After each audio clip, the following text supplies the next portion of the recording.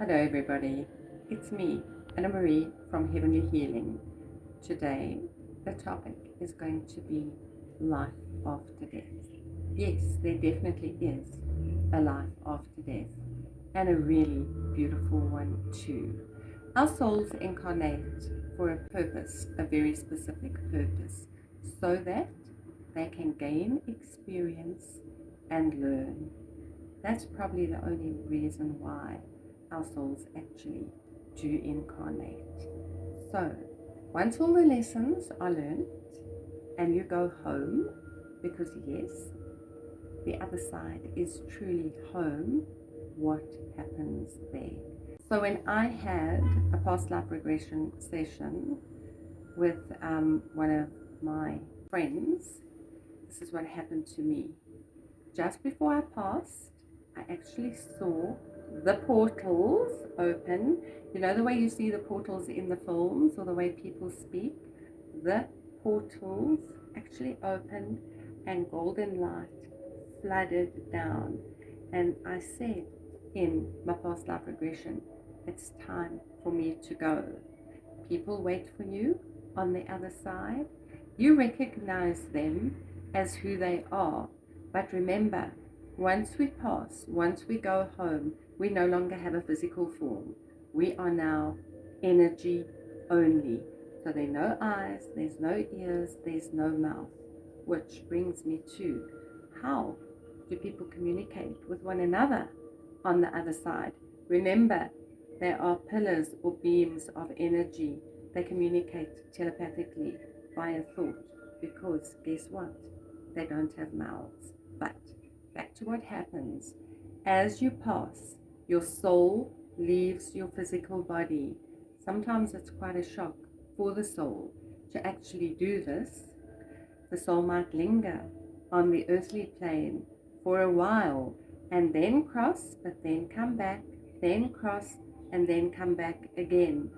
Purely and simply because it's got so used to the earthly plane that going back could be a tad traumatic.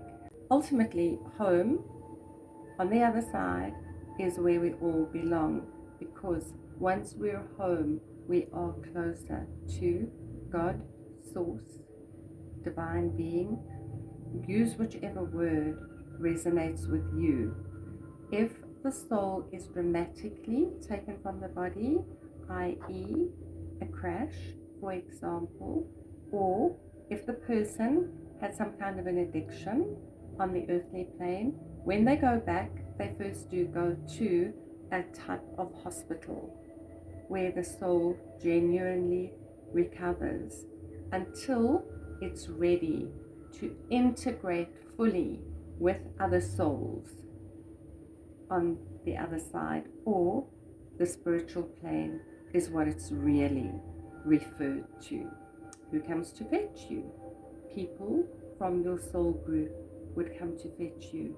Normally, siblings, aunts, uncles, parents. It doesn't have to be the whole gang, guys, because it's not to say that the whole gang who were with you on earth are actually part of your soul group. Sometimes, when you've got the sibling that you really, really don't resonate with, or you have a parent probably who you honestly also don't resonate, those people are probably not part of your soul group, and therefore they might not come and collect you. People are very happy on the other side. They're joyous. There's no anger, there's no hatred, there's no fighting. There's none of what we have here. When they are on this spiritual plane, it can also be called life between lives. They're busy. They're busy learning. They're busy developing on the other side as well. They would also review the entire life that they've just had on earth, which is why it's so important that we all always try to be the best version of ourselves on earth, because yes, you do get to review the life that you've lived once you enter the spiritual plane. When on the other side, or the spiritual plane, we do. we learn, we grow, and then we also get to decide when we're going to reincarnate again. So we've just said you get to review your life, the life that you've just led once you go home, and reviewing it and looking or reading the Akashic Records, as it's also called. Remember, Akashic Records are all your lives. Every single life that you've ever lived is written down in the Akashic Records. So you review the life that you've just led, and this will cause contracts and karma. If you've not led a really nice life, if you've been a bit naughty or you've been a bit ugly, you will create karma for yourself, bad karma or negative karma, and it's pretty much payback in the next life.